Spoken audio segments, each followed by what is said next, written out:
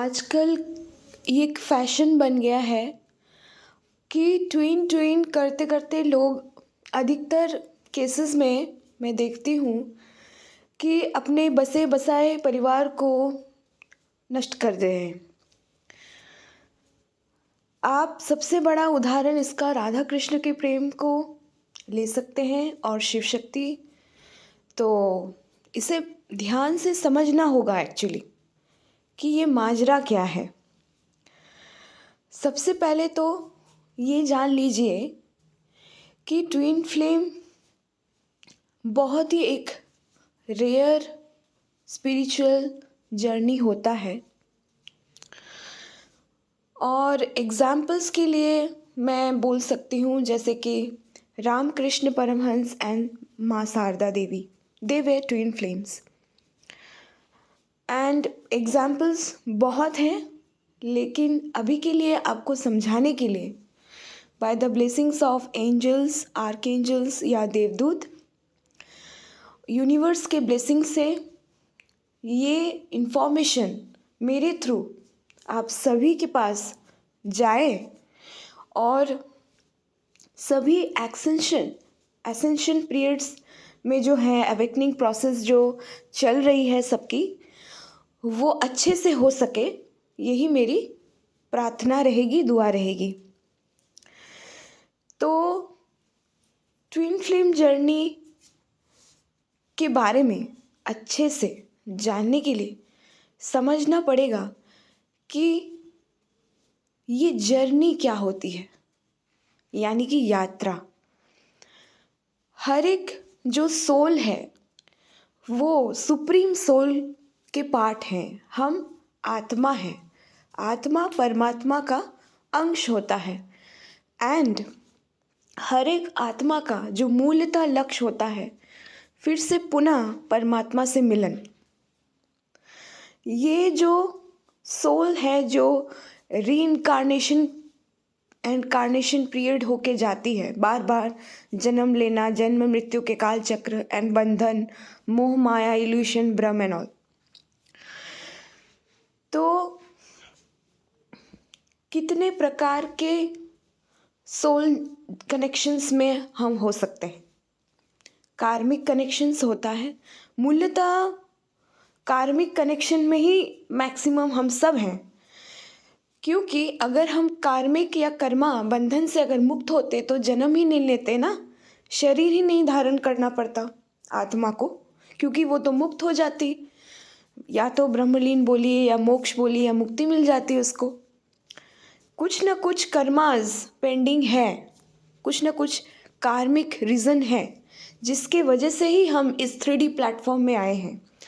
चाहे वो वजह कुछ भी हो, पास्ट लाइफ कर्मास हो सकते हैं अच्छे बुरे, या फिर सोल का एक निर्धारित लक्ष्य हो सकता है कि मैं 3D वर्ल्ड में जा रहा हूँ तो किस वजह से जा रहा हूँ। हर एक सोल का एक अपना अपना सोल पर्पस होता है। ये सबसे बड़ी इम्पॉर्टेंट बात होती है, सोल पर्पस जानना। सिर्फ प्यार, अंधा प्यार, प्यार में धोखा, प्यार ही सब कुछ, प्यार के बिना हम नहीं, अरे DM मिला तो ठीक, नहीं मिला तो हाय मैनू मर जावा, ये एनर्जी में नहीं रहना चाहिए, बिल्कुल भी नहीं। प्रेम क्या होता है? प्रेम मोह से बिल्कुल भी अलग होता है। स्वार्थ पूर्वक भाव मोह होता है, जिसमें आसक्ति की भाव होती है।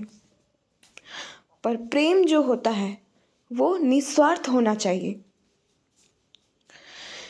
तो back to the topic, twin flames यानी कि अर्धनारीश्वर या राधेश्वर कृष्ण या कृष्णेश्वर राधा बोल सकते। ये होता है कि जब एक ऊर्जा विभाजित हो जाती है किसी कारणवश, किसी ट्रॉमा के वजह से या किसी फोर्स के वजह से या कर्म बंधन के वजह से, चाहे रीज़न कुछ भी हो, तो स्प्लिट होती है जब, यूँ तो आप कहेंगे कि देखा जाए कि एज पर श्रीमद् भागवत गीता आप बोलेंगे कि आत्मा को ना काटा जा सकता है, ना मोड़ा जा सकता है, ना बांधा जा सकता है, ना डुबाया जा सकता है, ना दबाया जा सकता है, ना जलाया जा सकता है। फिर आप कैसे बोल सकते हैं कि आत्मा की विभाजित होकर दो शरीर में एक ही आत्मा है? ये बात आपको अच्छे से समझनी होगी कि यहाँ पे एनर्जीज के बारे में हम बात कर रहे हैं। फर्स्ट फॉरमोस्ट एनर्जीज के बारे में हम बात कर रहे हैं। एनर्जीज यानी ऊर्जा, शक्ति, ठीक है। तो फोर्स के द्वारा उसको हम विभाजित कर सकते हैं। यूँ देखा जाए तो पुरुष तत्व और प्रकृति तत्व, हर एक एलिमेंट में नेगेटिव पॉजिटिव एटम, प्रोटॉन होता है, इलेक्ट्रॉन होता है, जैसे आपने पढ़ा होगा।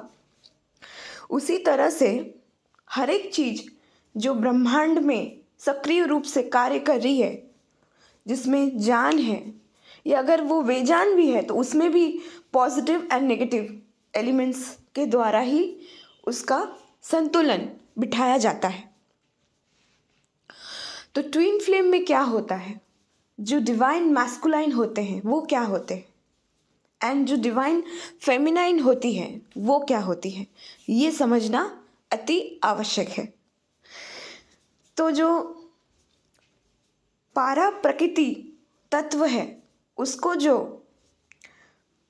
रिप्रेजेंट कर रही है 3D प्लेटफॉर्म में, वो जो ऊर्जा है, स्त्री तत्व, स्त्री ऊर्जा, प्रकृति जो एनर्जी है वही फेमिनाइन एनर्जी है, जिसमें माया है, ममता है, वात्सल्य है, करुणा है, त्याग की भावना है, समर्पण की भावना है, जो कि स्त्री एलिमेंट को दिखाती है। That is the feminine energy, ठीक। अब आ जाते हैं पुरुष एनर्जी में। जो परम पुरुष, पारा पुरुष तत्व, पर ब्रह्म एलिमेंट, जहाँ से जो ऊर्जा मिल रही है, जिसको वो रिप्रेजेंट कर रहा है, वो है मैस्कुलाइन, जिसमें ईगो साइड होगा, डोमिनेटिंग कैरेक्टरिस्टिक्स भी होगा, ना हारने वाली चीज़ होगी, ज़िद होगा, कुछ करके गुजर जाने का जो जुनून होगा, ये है मैस्कुलाइन एनर्जी। तो जब स्प्लिट होता है ट्विन फ्लेम्स में तो क्या होता है? देखिए, इसको समझने से पहले चक्रास के बारे में भी आपको ज्ञान होना चाहिए। जैसे हम सभी को पता है कि ह्यूमन बॉडी एनर्जी सिस्टम में देयर आर मेजरली 7 चक्रास। जो कुंडलिनी शक्ति होती है, जब जागृत होती है, तो जो कुंडलिनी का जो मूल स्थान है मूलाधार चक्र, इस तरह से 7 चक्र होते हैं। मूलाधार चक्र, स्वाधिष्ठान चक्र, सोलर प्लेक्सस चक्र दैट इज द मणिपुर चक्र, अनाहत चक्र दैट इज हृदय चक्र, विशुद्धि चक्र या थ्रोट चक्र, देन थर्ड आई चक्र और पिनियन ग्लैंड, आज्ञा चक्र, and the upper one is the सहस्त्रार चक्र और द सैक्रल चक्र, सहस्त्रार चक्र और द क्राउन चक्र, ठीक है। तो जो 7 चक्रास होता है, जब स्प्लिट होती है एनर्जीज, ऊर्जा जब स्प्लिट होती है ट्विन फ्लेम में, तो जो डिवाइन मैस्कुलाइन होती है उनमें नीचे के 3 चक्र एक्टिवेट होती, यानी सक्रिय होती है। इसीलिए अधिकतर केस में डिवाइन मैस्कुलाइन कार्मिक बंधनों के साथ जुड़े रहते हैं। उनका मनी माइंडेड होता है, कैरियर माइंडेड होता है, कैसे अपने परिवार को देखना, कैसे बच्चों को पाल पोस के बड़ा करना, कैसे मतलब उनका ज़्यादातर ध्यान जो होता है वो बंधनों में होता है, ठीक है। नीचे के 3 चक्रस ज़्यादा एक्टिव होने के कारण वो कार्मिक लोगों से भी ज़्यादा डील करते हैं, डिवाइन मैस्कुलाइन। और जो डिवाइन फेमिनाइन होती हैं उनके अंदर जो ऊर्जा है, डिवाइन फेमिनाइन एनर्जी, जब स्प्लिट होती है तो ऊपर के 3 चक्र उनमें सक्रिय रूप से काम करती है। That is the communication throat चक्र, आज्ञा चक्र एंड द सहस्त्रार और क्राउन चक्र।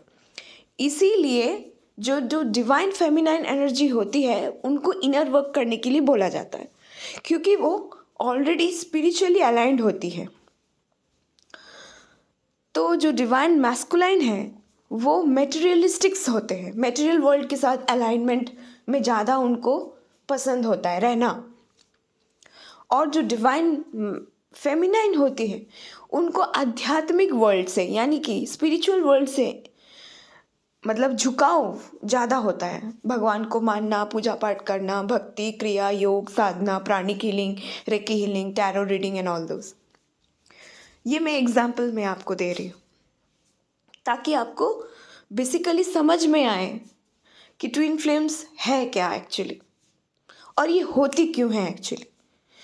तो जब हम बार बार 3D प्लेटफॉर्म में रीइंकार्नेटेड हो जाते हैं, बहुत बार जन्म ले चुके हैं, ठीक है, we are the now the in the categories of master soul या ओल्ड सोल, या हमको चुना गया है ब्रह्मांडीय सकारात्मक ऊर्जा के द्वारा, यूनिवर्स के द्वारा, भगवान के द्वारा, ईश्वरीय शक्ति के द्वारा, angels, archangels, guardian angels, holy spirit, spirit guide, higher self, इन सभी के द्वारा जब चुने जाते हैं कि ये जो रेस्पेक्टिव ऊर्जा है हमारी वो हमें प्रतिनिधित्व कर सकती है 3D प्लेटफॉर्म में। और बाकी जो अलग सोल पैटर्न हैं जैसे कार्मिक सोलमेट, पॉजिटिव कार्मिक सोलमेट, नेगेटिव कार्मिक सोलमेट, इन सभी को रास्ता दिखा सकते हैं कि ज़िंदगी को जीना कैसे है। तो जो ट्विन फ्लेम्स में इनर वर्क मूलतः हम करने को बोलते हैं, ये यही होता है कि हम क्या करते हैं, ये जो चक्रा स्प्लिट हुआ है और स्प्लिट होके 2 अलग अलग बॉडी में है, उनको मर्जिंग में लाने के लिए इनर वर्क करना ज़रूरी होता है ताकि सोल वाइब्रेशन फ्रीक्वेंसी जो एनर्जीज़ है स्प्लिट होके 2 अलग अलग बॉडी में है वो हायर कॉस्मिक लेवल में 5D 6D 7D 8D जो भी रिलम हम बोलते हैं, रिलम की बात करेंगे आगे, तो उसमें मर्ज हो जाए।